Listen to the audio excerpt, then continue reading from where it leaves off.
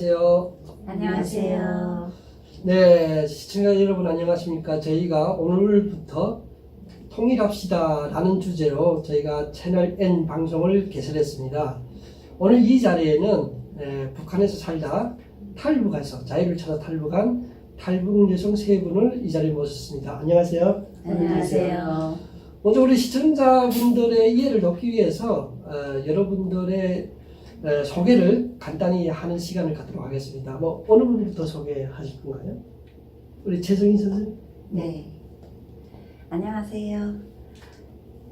2011년도에 입국한 최서희라고 합니다. 저는 입국에서 세무회계 쪽 관련 일을 한 8년 정도 한 경력이 있고요. 지금 오늘부로 이 좋은 자리를 같이 하게 돼서 저도 반갑습니다. 사랑합니다. 회계 관련 쪽 일을 하셨다고요? 네. 그 관련된 일이 굉장히 좀 어렵다고 생각을 하는데 전문적인 일이잖아요, 그거? 네, 맞아요. 하시면서 어떤 쪽이 어렵다고 생각되셨나요?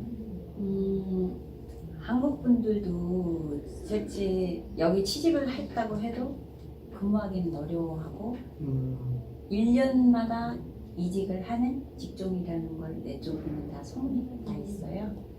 근데 일단은 저도 그쪽 관련해서 처음 힘들었지만 하다 보니까 제가 알고 있는 지식을 나중에 우리 북한 분들을 위해서 쓸 수 있는 기회가 오지 않을까 이런 좋은 생각을 가지고 계속 가게 되다 보니까 8년이라는 경력을 가지게 되었어요. 한국 분들도 굉장히 버텨내기 힘든 그 회계 관련된 일을 8년씩이나 하면서 버텨냈다.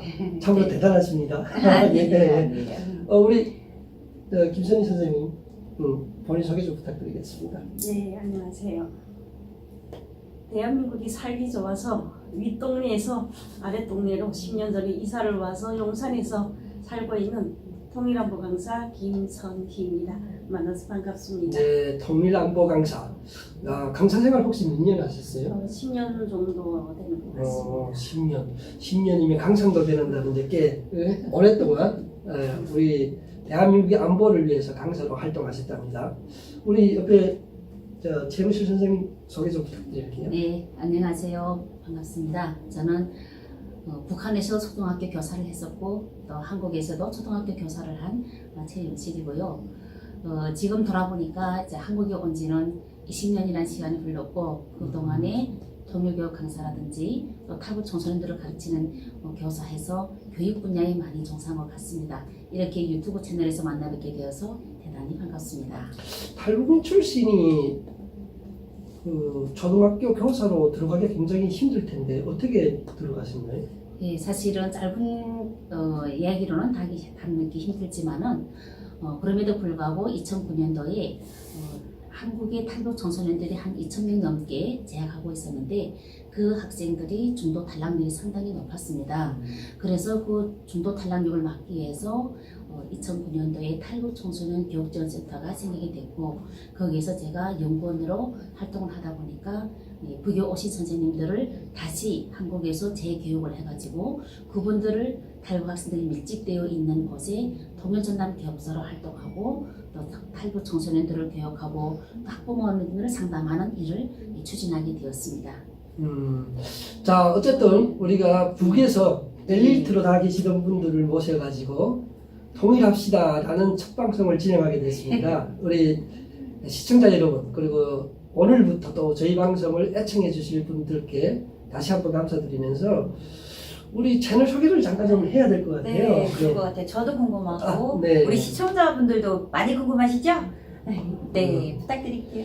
채널 N이라는 유튜브 채널을 개설을 했고요. 채널 N이라는 의미는 우리가 노스코리아, 북한을 상징하는 N자에다가 채널자를 붙여가지고 채널 N이라는 유튜브 방송을 개설했습니다. 채널 N 속에 저희가 주로 다루는 이야기가 통일 관련된 이야기, 그리고 탈북민 관련된 이야기도 북한에 관련된 이야기, 또 통일 시대가 내일 당장 온다고 하면 어떤 일이 일어날까 이런 다양한 주제를 폭넓게 담고자 하는 생각에 우리 프로그램명은 통일합시다라는 주제로 저희가 정했고요. 네, 재밌을 것 같아요. 네. 제목이 좋습니다. 네.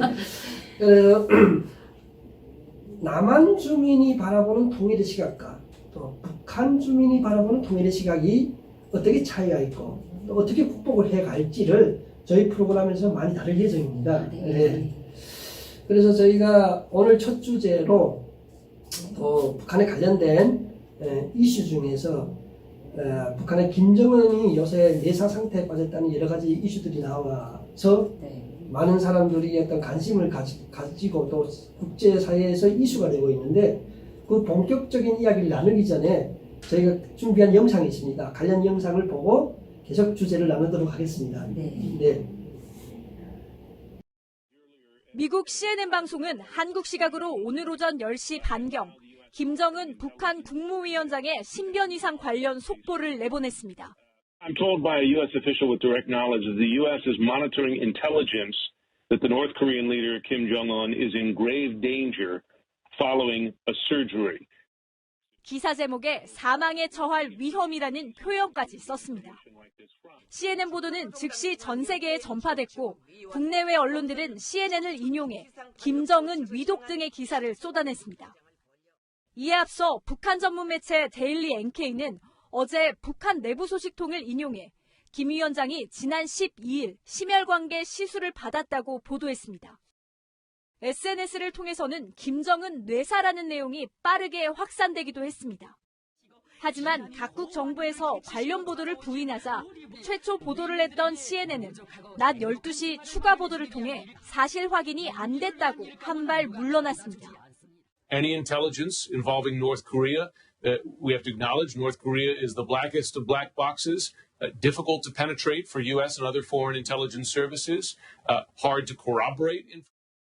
미국 MBC 기자는 김 위원장이 뇌사에 빠졌다는 글을 트위터에 올렸다가 신중할 필요가 있다며 해당 글을 삭제하고 사과했습니다.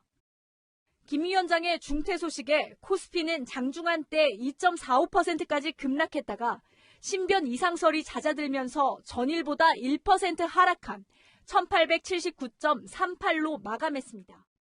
네, 시청자 여러분, 관련 주제 뉴스 관련된 영상을 보셨습니다. 물론 우리가 내보낸 자료 영상도 보셨겠지만 또 국내외적으로 다뤄온 또 이슈화된 한 이슈 중에 김정은 내사 상태가 굉장히 한 이슈로 떠올랐는데요. 혹시 이 뉴스를 접했었나요? 네, 보긴 봤는데 제가 뉴스를 평소에는 잘 못 보거든요. 네.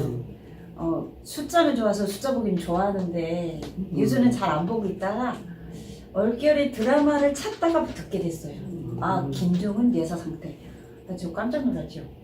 정말일까? 거짓말일까? 막 이런 적에서 듣는 순간에 네, 근데 지금 처음부터 제가 어디에서 이 말이 나왔는지는 아직까지는 잘 모르고 있지만 궁금증도 있기는 해요.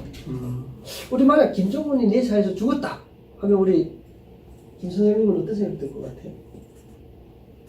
솔직히 인간으로 봤을 때 그도 인간이니까 어떻게 보면 한쪽으로는 마음도 아플 것 같지만 그 오랜 세월을 그 한 가족이 인민들이 땀을 빨아먹었다고 말해도 과언이 아니기 때문에 정말 인민들이 한이 맺힌 그런 족속이어서 한편으로 속이 시원하고 마음속으로 많이 바라고 있었다고 저는 생각을 하거든요. 북한 주민들 입장에서는 김정은 죽기를 바랄까요? 절대로 바라지 않는다고 저는 생각을 합니다. 그 사실은 이유가 있어요? 그렇죠. 저는 그 북에 있을 때에는 오직 그 체제에만 순종을 했고 또 복종을 했고 또 이제 주변의 다른 나라 소식을 전혀 들을 수 없었기 때문에 사실은 충성을 할 수밖에 없었단 말이에요. 그러니까 북한 내부에서는 사실은 김정은이 죽었다는 얘기 들었을 때는 엄청난 충격이 아닐까 이렇게 생각을 하고 그렇게 생각한 이유는 사실 제가 김일성이 죽었을 때 94년도에 지금도 생생하지만 김일성이 죽었다 했을 때 저는 눈물과 함께 정말 애도의 순간으로 저는 바로 이렇게 했고 또 학교에 출근해서 애들을 다 데리고 광장까지 가서 그 햇빛이 땡땡 내리쬐지만은 눈물을 흘려야만은 해야 하는 이런 순간이 있었거든요. 그래서 그때하고 좀 다르죠. 김일성 때는 누구나 그 아빠 같은 느낌? 이걸 많이 받았는데 실제 김정은은 생소하게 불쑥 나타나서 4살 때부터 말을 탔다 총을 쐈다 막 이러니까 그 사람인 가닥이 그 사람이 했다고 하면 아무리 우상을 한다고 해도 그게 좀 납득이 안 가는 상태에서 그러니까 쉽게 말하면 정들기 전에 지금 이렇게 됐으니까 제 생각에는 찬성도 있지만 반대도 있지 않을까 이런 생각이 드는데요. 북한의 뭐 주민들이 네, 그렇죠. 왜냐하면 예전 때하고는 지금 달라서 뭐 남조선 상품도 많이 들어갔을 거고 거기에 대한 인명, 뭐 부르지아, 뭐 자본주의 이런 게 많이 들어갔을 거니까 그들도 그 누구인가 군사 쿠데타를 하던 어쩌든 이 사회가 빨리 좀 남한하고 짬뽕 됐으면 좋겠다 이런 생각을 가지고 있는 뭐 청년들 이런 사람들이 많을 것 같은데요. 그러니까 김일성 때하고 김정일 때하고 김정은 김정은하고 때는 또 다르죠. 또 다르다. 그렇죠. 아, 근데 저는 이야기하고 싶은 게 북한은 솔직히 우리나라처럼 세계를 볼 수 없는 나라이기 때문에 닫혀 있죠. 예, 그 우물 안에 개구리이기 때문에 보이는 게 그거밖에 없다는 거예요. 그리고 우리가 세계를 알 수가 없었기 때문에 내가 사는 위치에서 나의 동네, 나의 주변만 알고 있지 그거 더 나가서는 알 수가 없었지 않나요? 저도 사실은 김일성 뭐 죽었다며 아버지 갖고 뭐 통곡치고 운다고 했지만은 한국에 오니까 들어보니까 그게 다르더라고요.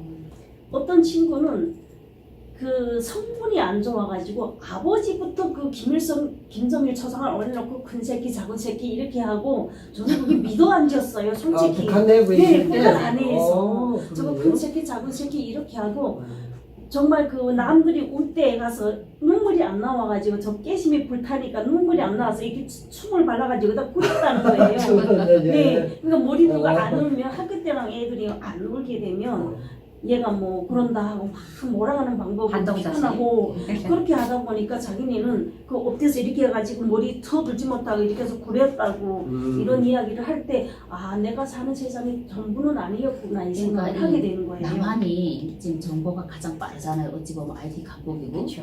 지금 북한 주민들은 지금 김정은이 대사가 그랬는지도 맞는 것도 모를 있죠. 수도 있지 네, 않을까 모를 그런 수도 생각을 있어요. 하고 맞아요. 설사 또 예를 들어서 안다 할지라도 저는 이제 북한 주민들 그 체제에서는 순종하고 복종밖에 배운 게 없기 때문에 이제 만약에 뉴스가 이제 긴급 뉴스가 난다 하게 되면은 또 이제 울음 바다로 형식적이나 말해도 가지 않을까 이렇게 생각을 해봅니다. 그럼 이건 어떻게 생각하세요? 지금 현재 CNN 뉴스를 통해서 예. 전 세계적으로 공식화된 것처럼 마치 김정은 내사 사태 뉴스가 나왔는데 만약에 이런 뉴스가 오버일지 아니면 사실일지라고 진위 파악을 할 수 있는 방법은 있을까요? 지금 말씀하세요. 저는 사실은 진입 파악이라 했을 때는 지난 시기 우리의 그 언론들이 좀 오버 같은 경우도 저는 많이 경험을 해서 사실은 이 뉴스 딱 들었을 때 딱 마음이 와닿진 않았어요. 개인적으로는 아 이게 오버가 아닐까 그리고 또 이렇게 오버라고 생각해 또 이렇게 거지 나온다 했을 때는 그럼 현재 지금 내사 상태에 있어서 실제 깨어나지 못하는 상황인가 이게 생각이 정답으로 갈 수가 없더라고요. 제 개인적 생각으로는 아 기다려 봐야 되겠다 이렇게 생각을 해보게 되었어요. 우리 저희가 최 선생님 이북에 살 때 김일성, 김정일에 관한 그 뭐 아파서 뭐 쓰러졌다거나 아니면 무슨 어디에 테러 사건이 있었다거나 이런 관련 뉴스를 좀 본 적이 있나요? 북에서는 거기에 대한 뉴스는 절대 있을 수가 없고 그냥 있다고 하면 뒤에서 희희하게 말을 할 수 있을 뿐이었는데 소문만 있다. 네, 그렇죠. 제 생각에는 그래요. 그 말을 들었을 때 저는 오답은 아닌 것 같다는 생각은 좀 했어요. 거짓말 뉴스는 아니다. 네, 근거는 왜냐하면 있다. 왜냐면 지금 할아버지 김일성 때 김일성 자체가 혈압과 관련해서 심장 관련해서 사망 진단 원인이 그랬잖아요. 네. 그러고 김정은 몸 상태를 봐서도 누가 봐도 비대, 그러니까 비만, 그다음 고혈압은 그다음 고혈압, 당뇨 이런 건 응당 그것 때문에 고생하겠다는 느낌 누구나 다 받았을 거예요. 보는 사람은. 그런데 그와 관련된 뇌에 대해서 질병 이름이 그렇게 되어 있기 때문에 차라리 뭐 다른 내장이라던가, 그러니까 우리 뭐 위, 간 뭐 이쪽으로 뭐 질병을 받아서 했다면 설마 뭐 물음표를 달겠지만 아빠 할아버지 때부터 제가 그랬기 때문에 안 그래도 그럴 것 같다는 생각을 가지고 있던 지금과 같으니까 저는 거짓말은 아닐 것 같다는 생각을 했어요. 일정한 근거는 있는 뉴스다. 예, 왜냐면 저희 아빠도 뇌출혈로 돌아가시거든요. 지금 북한이 뭐 여러분들 다 아시다시피 북한이 4월 15일은 태양절, 네. 김일성 생일이잖아요. 네. 많은 태양절이 지나왔지만 항상 북한의 최고 존엄, 최고 지도자들은 그 김일성의 생일 때 항상 어디가 금수산 기념궁전에 가서 큰 행사예요. 행사를 하고 했는데 이번에 김정은은 그 행사에 등장을 하지 않았단 말이죠. 예. 이 부분에 대해서는 어찌 생각하세요? 그러니까 저도 그 뉴스를 접하고 정말 이게 4월 15일 날에는 온 국민이 북한에서 정말 이렇게 행사를 하는 건데 김정은이 나타났다. 여기에 대해서는 심중하게 앓는 것만 사실이다. 이렇게 생각을 했고 그 다음에 내사 상태라고 하는 거는 이제 수술을 받을 수도 있고 치료도 할 수 있기 때문에 아직 사망은 아니겠다. 이렇게 저는 예측을 했었고요. 아마 4월 25일 그날이 이제 북한에서는 또 이제 인민군 창립날이니까 이때까지 김정은이 등장을 하지 않으면 정말 이게 심각한 상태가 아닐까 이렇게 저는 생각은 해보게 되었습니다. 그래서 지금 우리 최 대표님 이야기는 네. 이제 4.25 북한의 조선인민군 창립절 4.25 때까지 나타나지 않으면 분명히 문제가 있다. 그렇지. 왜냐면 것이군요. 해마다 이제 북한은 4.25 되면 뭐 열병식이라든지 북한의 무기를 뭐 세계 자랑하듯이 계속 이런 행사를 해왔는데 맞아요. 그게 보고하는 게 있어요. 그렇죠. 예. 최고 사령관 동지 막 이러면서 밑에서 보고하는 게 있거든요. 열병식 하면서. 그러니까 그런 열병식이까지 김정은이 등장하지 않았다 하게 되면은 벌써 4월 15일과 또 4월 25일까지 이게 등장 안 하면 북한에게 급변 상태에 하지 않을까 이런 생각도 이제 하게 되더라고요. 어제 조선중앙통신이 김정은 이름으로 태양절 축전을 보낸 시리아 대통령의 답전을 보냈다는 보도를 했어요. 네. 그래서 많은 언론들이 생각하기를 김정은이가 내사 상태에 빠졌다는 것은 오복 아니냐라는 어떤 그 설을 제기를 했는데 그건 누구나 대신할 수 있는 거 아닌가요? 네, 그래서 우리도 그렇게 생각이 되는 것 같아요. 그거는 뭐 또 김정일이가 안 하더라도 그 밑에서 비서급에서도 할 수 있는 거예요. 그래서 아직은 그 내사 상태에 빠진 김정은의 건강 이상설 문제는 가능성도 있고 또 오버될 가능성도 반반이 제기된다라는 것이 지금 우리 오늘 출연하신 분들의 주장이신가요? 그러니까 오버는 아닌 것 같아요. 그러니까 4월 15일 그 할아버지 그 생신날에 그래도 등장 안 했다는 거는 오버가 아닌 것 같고 조금 문제는 있긴 있다. 건강성이 있긴 있다. 그렇지만 아직 뭐 내사 상태에서 일어나지 못한다. 이것까지는 아니다 이제 생각이 되는데요. 조금 더 추이를 지켜볼 필요가 있다. 그렇습니다. 김정은이 북한에서는 독재자지만 그래도 이 한반도 문제가 국제사회에 미치는 영향이 굉장히 크기 때문에 국내외적으로 어린 독재자지만은 굉장히 관심을 가지고 지켜보는 한 이슈인 것만은 사실이거든요. 앞으로 어떤 이슈가 나올지 더 지켜봐야겠지만 정말 언론에서 의문을 제기한 그런 내사 상태였다고 하면 어쩌면 내일이라도 당장 통일이 오지 않을까 그런 기대도 가져봅니다. 아침에 저희 집안에서 주고받은 말입니다. 집안에서 그런 말을 나누셨어요? 내일 통일되면 어떡하지? 자, 희망사 우리 북한 주민들이 뭐 3대 세습으로 이어오는 북한의 김씨 일가의 독재를 바라는 분은 한 명도 없는 것 같아요. 하지만 지금 분명하게 김정은의 어떤 변모가 있다고 하면 한반도에는 국변 사태가 일어날 수 있는 굉장한 요인도 조성되기 때문에 많은 이들이 관심이 집중된다고 다 의견을 내주셨고요. 통일되면 뭐부터 해야 될까요? 누구나 지금 이런 생각은 다 지금도 하고 있을 것 같아요. 그렇죠. 지금 아마 대한민국이 제일 걱정하고 우려하는 부분 중에 통일은 준비되어 있지 않은데 만약에 북한의 급변 사태가 온다고 하면 우리는 어떻게 대응해야 될까? 아마 이런 걱정들을 나름 다 하는 것 같아요. 네, 그렇죠. 그 통일이 내일이라도 당장 온다면 우리는 어떤 것부터 해야 될까라는 이야기는 좀 더 이따가 더 구체적으로 나눠보도록 하겠습니다. 네. 저희가 관련 영상 하나 보고 다음 주제를 이야기하도록 하겠습니다. 북한을 이탈한 청소년들이 한국 생활에 적응하기는 쉽지 않겠죠. 강남구의 한 안보단체가 이들의 적응을 위해 지난해 영어 말하기 교육 사업을 시작했는데요. 올해는 한 민간단체까지 지원에 나서면서 더 많은 학생들이 영어 교육에 참여할 수 있게 됐습니다. 지혁배 기자입니다. 늦은 밤 학원의 빈 강의실에 학생들이 삼삼오오 모여듭니다. 먼저 배울 내용을 점검하고 자기소개와 장래 희망을 영어로 옮겨놓은 글을 소리내 말하며 외웁니다. 영어 말하기 대회를 앞두고 연습하는 겁니다. 학교도 나이도 다르지만 이들의 공통점은 하나, 모두 북한에서 왔다는 겁니다. 제가 만약에 모르는 발음 있잖아요. 그런 것이 제가 모르면 인터넷에 물어볼 수도 없는 거고 그래가지고 모르는 발음 이런 거 잘 알 수 있어가지고 고칠 수 있는 점이 있어서 좋아요. 북한 이탈 청소년들의 말하기 교육은 지난해 강남구의 안보단체인 민주평화통일자문회의가 교육비와 참가 비용을 지원하면서부터 시작됐습니다. 올해는 학원 원장들이 중심이 된 민간 단체에서도 함께 나서 학생들을 돕고 있습니다. 영어에 대한 자신감은 물론 한국 생활 적응을 돕기 위한 것으로 교육은 모두 재능기부 자원봉사로 진행됩니다. 지난해 북한 이탈 청소년 3명으로 시작한 영어 말하기 교실은 올해 13명의 초중학교 학생들이 참여하고 있습니다.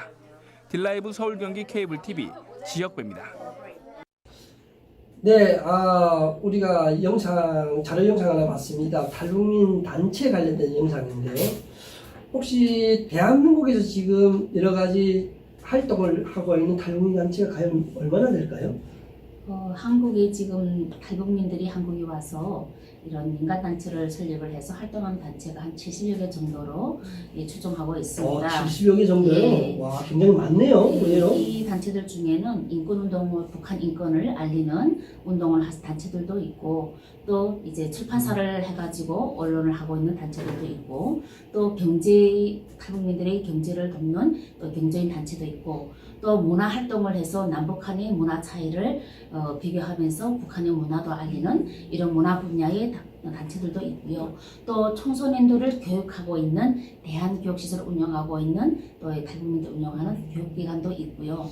최 대표님 단체는 그럼 혹시 어떤 일을 하고 있나요? 네, 저희 지금 단체는 북에서 교사를 했던 한 200여 명이 그래도 이제 단체를 모아가지고 우리가 가지고 있는 그래도 학생들을 가르친 경험이 있으니까 재능 기부를 하자.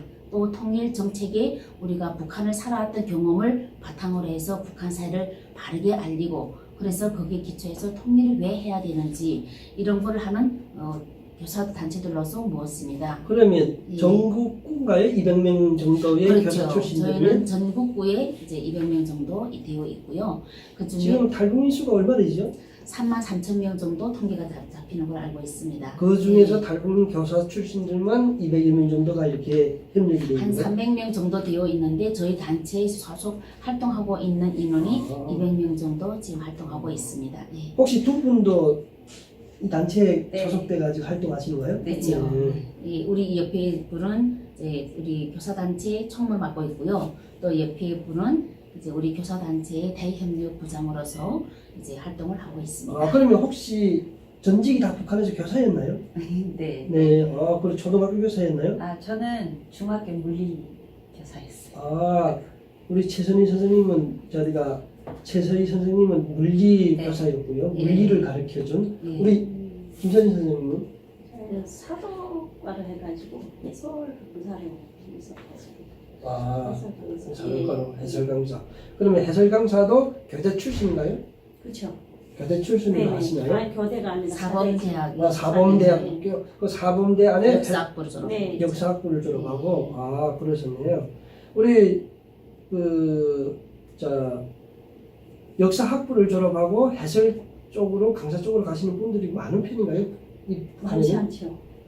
많지 않고 다 학교 부분에 혁명역사 교사로 가고 하는데 이제 그게 화술을 기본으로 보고 해가지고 이제 연구실로 배치를 받는 거죠. 특별 과정이 있네요. 네네. 특설반처럼. 네네. 아, 그렇네요.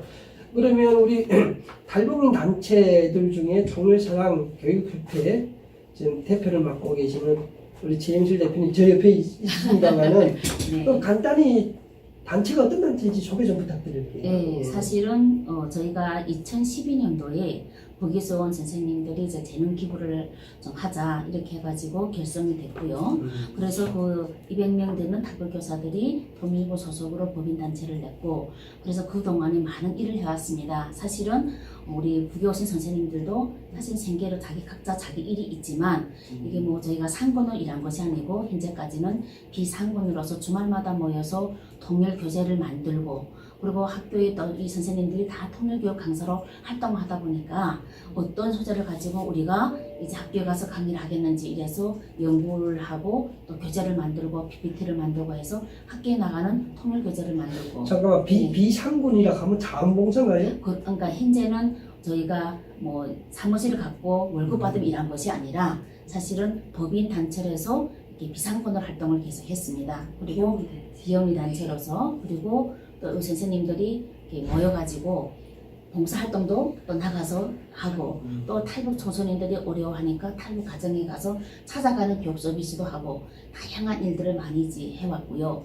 올해부터는 저희도 이제 사무실을 갖고 어차피 상권하면서 이 단체를 통해 가지고 통일교육 정책도 하고 연구도 하고, 또 어려워하는 사각지대에는 탈북 청소년들을 찾아가서 한국어를 가르쳐주고 또 이게 어려운 가정에 도움을 주는 또 장학금 사업도 진행하고자 합니다. 그러면 지금 통일산업교육협의회처럼 이렇게 열악한 환경에서 어떻게 하나 이 사회에 또 도움이 되고 또 탈북민들 정착에 도움이 되고자 노력하시는 탈북 단체들도 좀 많겠네요. 그럼요. 지금 우리뿐만 아니라 교육뿐만 아니라 뭐 각 민간 단체를 운영하고 있는 탈북민들이 사실은 정부에서 예산을 주지 않으면 운영하기가 상당히 힘듭니다. 공모 사업에 공모를 한다든지 후원을 받아서 해야 되는 이런 것도 있지만, 또 저희도 이제 올해부터는 좀 기부 사업도 하고 공모 사업도 하고 다양한 사업을 해서 탈북민 정착을 위한 일을 많이 하고, 또 통일 교육이라든지 평화 통일 교육, 안보 교육을 저희 단체가 좀 주축이 돼서 많은 활동을 하고자 합니다. 우리 김선희 선생님이 이 단체 활동 언제부터 참여하셨어요? 9년부터입니다. 2009년이면 10년이 넘어서 네, 그런데 꽤 오랫동안 참여를 하셨는데 혹시 어려운 점은 없었나요? 생계도 챙겨야 되고 뭐 이렇게 한국사 정착하려도 힘들겠지만 또 그런 가운데서 또 시간을 내서 자원봉사에 참여한다는 게 어려운 점은 없었나요? 어렵다기보다도 다 뜻이 같은 분들끼리 모아서 이렇게 활동을 하니까 손발이 잘 맞고 뜻이 같으니까 제일 힘들진 않았던 것 같아요.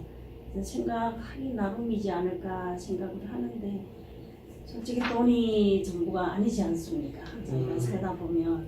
그래서 이렇게 단체 활동을 하면서 누군가에게 도움을 줄 수가 있고, 이 활동을 하면서 혼자 사는 사람들도 외로움을 털고 함께 수다 떨고 나눌 수 있다는 게 이게 하나의 큰 장점이 아닌가 저는 생각을 하거든요. 주로 탈북민 부모들을 대상으로 활동하셨나요?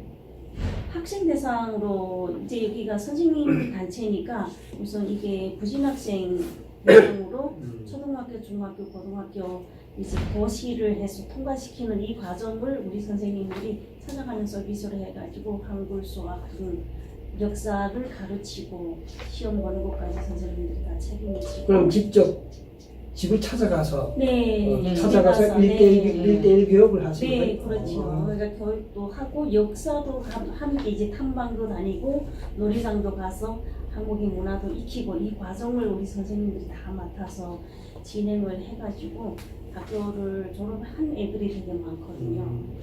탈북 청소년들이 대한민국에 와서 일반 정규 학교에 입학을 하고 같은 애들하고 어울리는데 굉장히 어려움이 있나요? 그러니까 많이 어렵죠. 왜 어렵냐면 음. 일단은 처음에 왔을 때 그 학생들은 억양이 다르잖아요. 그래서 그 억양이 다르기 때문에 말수가 적어집니다. 말투가 이제 틀리다 이거죠. 예, 그렇죠. 그다음에 북한에서 한 번도 접해보지 못했던 과목을 접하게 되는 겁니다. 이제 그것이 뭐냐면 감옥이요? 과목이요. 아, 과목. 과목. 네, 그러니까 네. 사회 같은 과목. 그러니까 예를 들어서 그다음에 한국에 오게 되면은 중학교, 고등학교 과정에는 사실 북한에 없는 이런 새로운 과목을 접했을 때 그 과목을 따라가기가 힘든 거죠. 그다음에 그 우리 애들이 또 어려운 게 뭐냐면 여기 애들은 이미 컴퓨터 접하고 게임에 접해가지고 또래에서 쓰는 용어가 있습니다.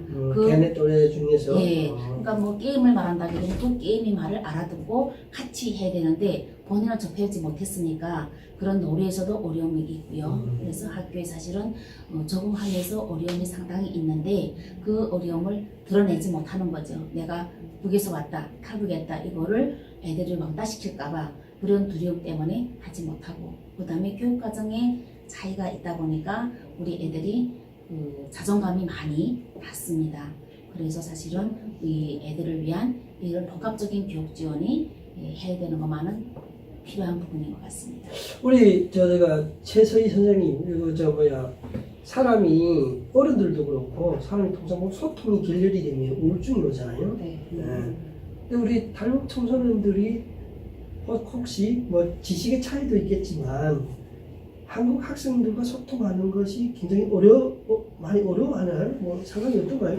그렇죠. 제가 지금 이 단체에 들어와서 일을 해야 되겠다고 하고 시작한 게 제가 여기 입국한 해 2달 후부터 이 일을 시작하게 되었어요. 사실은 이 동기가 저도 입국할 때 10살짜리 아들을 같이 데리고 한국에 입국을 무사히 정착을 하게 됐는데 10살짜리 네, 제가 여기 한국에 발을 들여놓을 때 10살짜리 아들을 같이 데리고 왔거든요. 근데 처음에 저희 아들은 실제 그 일반 남한 학생들과 같은 일반 학교에 보냈어요. 거기에 갔더니 제일 어려운 게 대화는 당연히 안 되지만 준비를 못 하겠더라고요. 그러니까 지금 선생님은 얘들아 다음날 뭘 가져오자 이러시는데 그냥 한마디만 해도 애들은 다 알아듣지만 저희 아들은 당연히 못 알아듣고 설사 알아들어서 적어로 와도 그게 뭔지를 몰라요. 그런 과정을 느끼면서 내가 이 사업을 여기에 몸을 담그고 해야겠다. 그러니까 해야 되겠다는 걸 결국 저 자신부터 느꼈기 때문에 아들 문제를 통해서 네, 그렇죠. 이 필요성을 느꼈군요. 네, 필요성을 느껴서 내가 그나마 한 걸음이라도 이분들을 위해서 이렇게 해준다면 좋아하겠다, 도움이 되겠다 이런 생각으로 이 일을 시작했고 이런 과정에 실제 저희는 가족이 없어요. 가족이 있다고 해도 자식들, 자식 한 명일 수도 있고 2명일 수도 있죠. 근데 그렇다고 엄마가 애들을 보면서 아무것도 못하고 집에 있을 수가 없고 그러면 또 무언가를 하려면 애들을 방치해야 될, 그러니까 본의 아니게 방치를 해야 될 경우가 많더라고요. 제가 만나본 애들도 그러니까 형 동생이 다 남자인데 형은 10살이고 동생은 6살이었어요. 근데 엄마가 좀 장거리에서 일을 하다 보니까 일주일에 한두 번? 많이 와야 2번 아니면 1번. 일주일에? 네, 그 정도로. 부모들은 또 생계를 위해서 일을 해야 되고 네, 애들은 교육을 받아야 되고 맞아요. 그런 애들을 만났고 또 주말이면 가서 같이 놀아주고 영화도 봐주고 집도 애들이 있는 게 집이 엉망이죠. 그것도 잠깐 걷어도 주고 이래서 걔들이 학업도 당연히 배워주고 그러니까 우리 탈북 청소년들의 부모들이 정규적인 어떤 가정생활 아침에 갔다가 저녁에 모여서 하는 정규적인 가정생활을 하면 또 그나마 좀 괜찮은데 대부분 지방에 일 가고 멀리 이렇게 생겼다면 떠나 있다 보면 애들은 일주일간 방치가 되고 그렇죠. 그러니까 학교에 가서도 맞아요. 공부가 잘 안 되고 그렇죠. 집에 돌아와서도 방치되는 것들이 있기 네. 때문에 우리 교사협회는 그런 애들을 케어를 해야겠다. 케어를 하고 찾아가서 보충교육도 하고 네. 애들 또 생활지도도 해주고. 생활지도도 해주고 대화의 대상도 되어주고. 네, 너무 좋아져. 제가 후에 만난 학생들은 또 여자만 두 형제가 되는데 언니가 중학교 2학년이었고 그 동생은 초등 3학년이었던 것 같아요. 근데 그 초등 그 동생은 너무 똑똑한데 뭐라고 할까? 그 방과 후 초등 3학년이면 한국 애들은 거의 과외를 받고 있잖아요. 근데 우리 자녀들은 과외를 받기가 힘들어요, 사실은. 탈북민 자녀들 과외 받기 힘들다. 그게 먹고 사는데 아무리 엄마가 나가서 본다고 해도 자녀들을 키우고 생활 유지를 하는 거에 학원까지 보낼 수 있는 그 정도 능력까지는 안 돼요.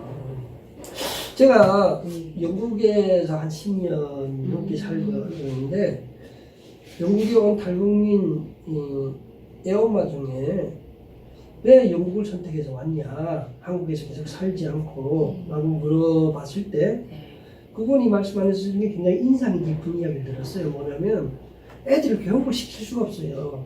이런 소리를 하는 거예요. 그러니까 아니, 무슨 소리 하냐, 한국에도 교육기관이 있고 학교가 있고 하는데, 그러니까 대부분 한국의 청소년들이나 어린이들은 학교에서 지식을 습득하는 게 아니라 그 맞아요. 학원에서. 학원이나 가해에 나가서 네. 지식을 습득을 한대요. 근데 탈북민 청소년들은 학원이나 가해를 할 수가 없으니까 그렇죠. 학교에 가서 공부를 배우고 싶은데 선생님 이런 말씀을 하신대요. 너희들 다 학원에서 배우고 왔지? 다 알지? 그럼 뭐 이렇게. 복수해. 뭐 이렇게 하고 안 가르친대요. 네, 그러니까 설사 교육 수업을 한다고 해도 그냥 대충. 이게 당연히 너희가 다 아는데 내가 너희한테 말을 해봤자 너희는 안 들을 것이다. 그래서 제가 그 초등 3학년을 수학을 그때 가르쳐줬거든요. 근데 처음에는 자기가 한 70점, 80점을 맞는다고, 그래도 그나마 걔는 저 그래도 7, 80점 맞아요 하고 웃으면서 말하더니 제가 이 교육을 좀 이렇게 알려주고 뭐 한 다음부터 100점을 맞았다고 시험 그 100점 맞은 걸 가지고 제가 올 때까지 기다리고 있더라고요. 보여주겠다고.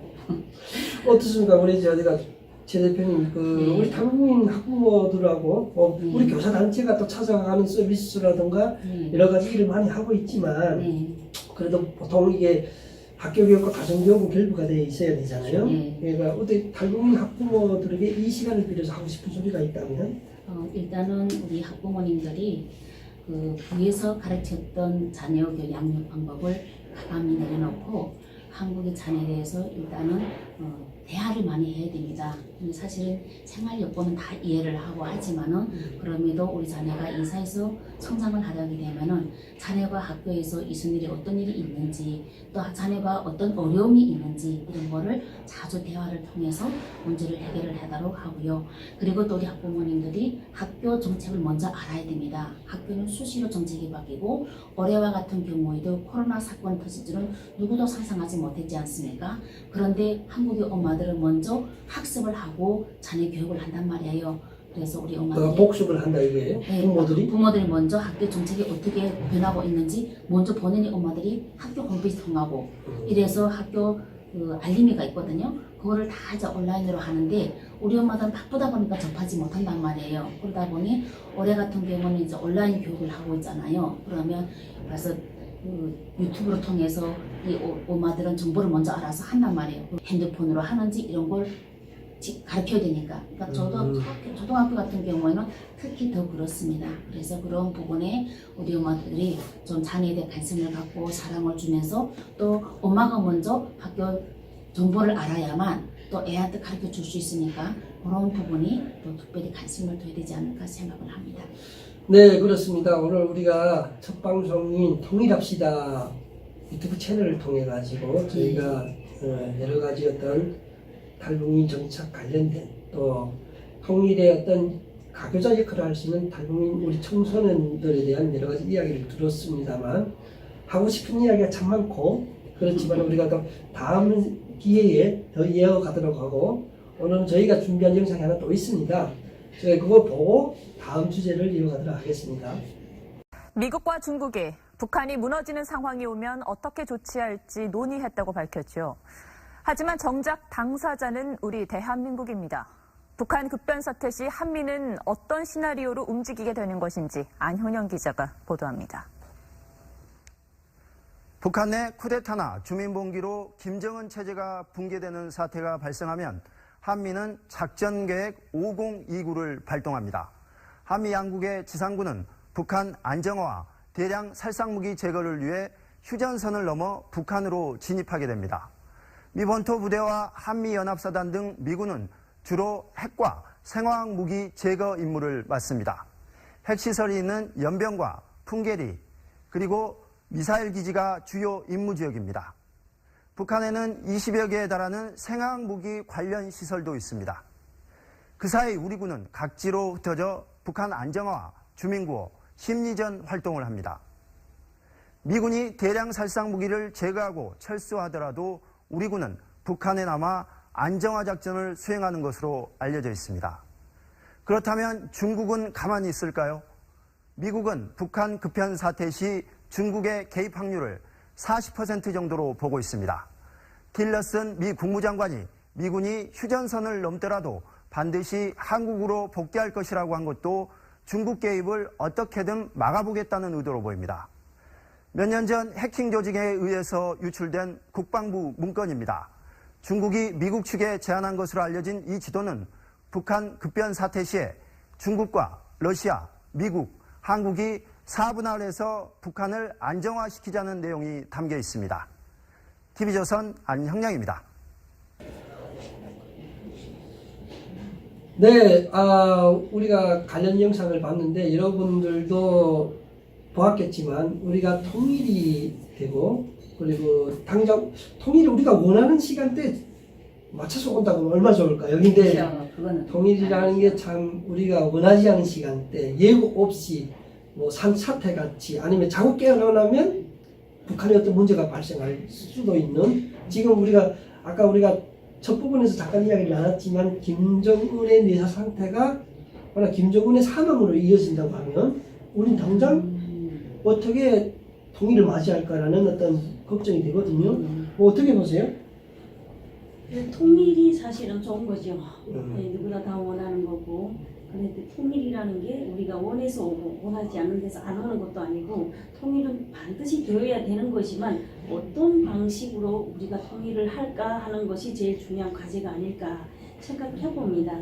그런데 지금 이 상황에서 통일이 아니라 수령이 저런 상태에 됐으니까 미국에서는 애매모호하게 표현을 하고 우리나라에서는 이런 사태를 감안해서 우리는 다 준비가 되었다 하고 이야기를 하니까 그 이야기가 궁금하기도 하지만 이때라 하고 중국이 야금야금 무슨 또 계획을 세우지 않을까 하는 이런 두려운 생각도 없지 않아 많거든요. 네, 맞습니다. 중국이 불과 수년 전에 동북공정을 통해서 북한의 국빈 사태를 대비를 해왔거든요.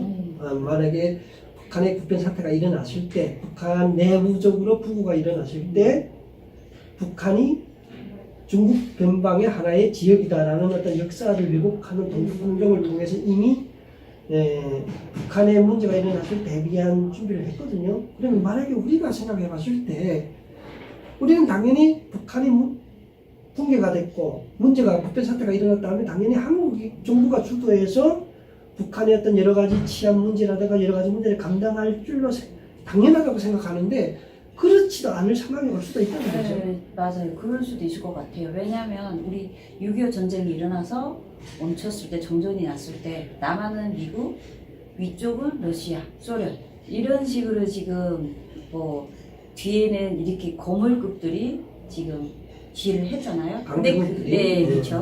근데 이번에는 뭐 소련은 이제는 멀리 없어졌잖아요. 그러면 그 다음 중국이 그 위치를 차지하지 않을까 그런 생각이 들기는 해요. 근데 실제 그 북에 있는 입장이라고 하면 남조선 사람들이 온다고 생각을 하는 게 아니라 미국이 온다고 생각을 하거든요. 북한 주민들은? 네, 그렇죠. 그러면 이 사람들은 차라리 미국이 오는 것보다 가까운 동쪽 중국이 오는 게 낫지 않을까 이런 식으로 중국 사람들이 그러니까 내심은 검은 속심이라고 하더라도 손을 내밀면 미국이 손을 잡는 것보다 중국이 손을 계속 잡으면서 도움을 요청할 수도 있지 않을까 그렇게 되면 그렇게 되면 자연히 중국이 예전에 소련처럼 입장을 자연스럽게 하는 거죠. 최 대표님은 어떻게 생각하세요? 사실은 그 북한이 80년 후반부터 병강무역에 이제 중심을 두고 이제 무역을 시작을 했단 말이죠. 그러니까 북한 주민들은 원치 않게 중국 주민들을 많이 접하게 된다 이겁니다.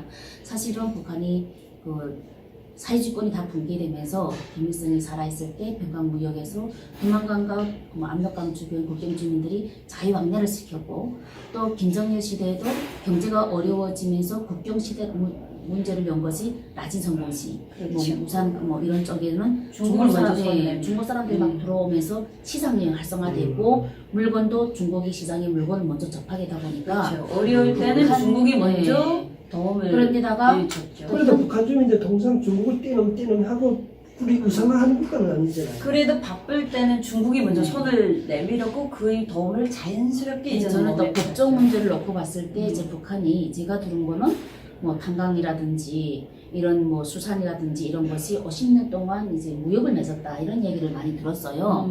그렇게 하면 있었고 또 현재 북한 주민들은 이제 국배 사태가 일어났을 때 그래도 중국 사람들이 막 들어온다게 되면 오히려 남한 분들은 접한 일이 없지만 거부감이 없죠. 북한 중국 조선족들과의 대왕은 이미 오랜 동안 10년 넘게 있어서 더 거부감이 없지 않을까 이런 생각을 해봤습니다. 그러면 북한의 외부적 요인이든 내부적 요인이든 어떤 요인에 의해서 갑자기 북한 내부의 국변 사태가 일어났다 했을 때 한국이 주도해가는 통일로 가기는 어렵다 이렇게 보시는 건가요?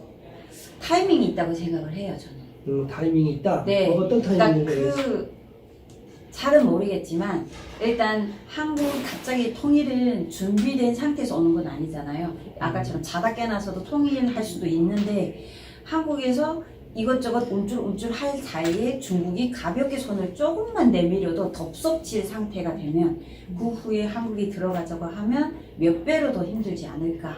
그러니까 만일 그런 경우에 그 타이밍이 중요하니까 바로 대처를 해야 중국이 손쓸 사이 없이 이렇게 되지 않을까 하는 저는 그 타이밍이 언제인지는 모르겠지만 생각은 그렇게 합니다. 저는 또 그렇게 생각하는 게 옛날 같으면 60, 70, 80, 90년대까지는 중국에 대한 호의적인 감정이 있었기 때문에 북한 인민들이 참 중국은 좋은 나라고 우호적이어서 형제와 같은 나라고 이렇게 생각을 하는데 2000년 넘어서 2010년 넘어서 가족들하고 통화를 많이 해보지 않나요? 그러니까 국민들의 생각이 저희 생각하고 같지 않다는 거죠. 이제는 탈북민을 통해서 북한인은 탈북자 가족을 보면서 남한을 꾸리고 그 사람들 꾸려본다는 거예요. 남한이 어떤 나라일까를. 그러면서 인민들이 하는 말이 남조선 군대 뭐 하고 있냐고 쳐들어오지 않고 이렇게 이야기한다고 동생이 이야기하더라고요. 그러니까 북한의 민심은 일반 주민들은 남한이 주도하는 통일을 원한다. 남한을 신뢰를 많이 한다. 그러니까 그 안에서는 쿠데타를 할 수가 없으니까. 그러니까 외부의 힘을 무언가를 우리를 구세주로 좀 이렇게 끌어내서 살 수 있게 해줬으면 좋겠는데 본인들은 하자면 당장 3대까지 멸종해서 죽을 것 같고. 그러니까 중국에 잡혀서 들어온 사람만도 남한에서 잡혀서 들어온다 이 이야기는 좀 없거든요. 근데 이민들이 남한에 대한 인식이 좋아졌다는 건 저희 엄마를 놓고 봐도 저 엄마가 올해 85인가 60가 되시는데 나는 너 사는 데 가서 같이 살고 싶다 이 이야기를 하시는데 저는 그때야 저렇게 연세가 드신 할머니도 남한을 이제 신뢰 안 믿는다는 거지 않나요? 자기가 이 여생을 마치는 저年세에 오시겠다는 것 자체가. 그래서 저는 그때 생각을 달리하게 됐거든요. 인민들이 남한에 대해서 옛날 우리의 그 감정은 아니구나 하는 생각을 하게 됐어요. 그러니까 우리는 쉽게 말해서 북한의 고난인 행군 시작되기 전에 다 이미 교육을 받았던 세뇌교육 세대잖아요. 그리고 고난의 행군을 겪으면서 북한이 장마당 세대가 늘어났는데 그 세뇌교육 세대가 받았던 그 인식이 아니다. 북한 주민들도 이제는 남한이 북한보다 더 잘 산다. 그래서 한국이 주도하는 통일을 오랜시기 많이 원하고 있다. 그런 말씀이시죠. 그런데 문제는 그거는 우리의 바람이고 과연 국제사회는 그런 북한의 그 국변 사태에 북한 내부의 어떤 문제에 그럼 우리가 원하는 대로 지각 변동이 일어날까? 아니라는 생각이 들거든요. 특히 한반도의 부분은 며칠 전에 나온 뉴스인데 중국이 김정은의 내사 사태 문제가 나왔다는 뉴스가 딱 나오니까 중국이 북한의 대량 탈북을 막기 위해서 군인들을 움직인다라는 어떤 뉴스를 접했는데 그게 모름지기 미국도 동의를 했다라는 뉴스가 나왔거든요. 그렇게 되면 우리가 원하는 통일의 방향으로 가지 않을 수도 있다. 대국들의 이해관계 때문에 이런 생각은 어떻게 생각하시죠? 뭐 그런 생각을 잠깐 해보신 적 있나요? 우리 세대들이? 사실은 뭐 중국에서 예를 들어서 이제 대량 탈북을 이제 했다는 거는 그만큼 북한 주민들이 들어오는 걸 막는다는 의미잖아요. 그거 보면 그렇게 봤을 때는 또 중국의 개입이라고도 말하기가 조금 더 이제 그런 생각이 드네요. 왜냐하면 만약에 우리가 지금 저는 오히려 중국이 이런 급배 사태가 났을 때 동부상정까지 북한을 다 막지 않고 자기 국민으로 한다게 되면은 얼른 문을 열어놔야 되잖아요. 제 생각에는 그건 아닌 것 같아요.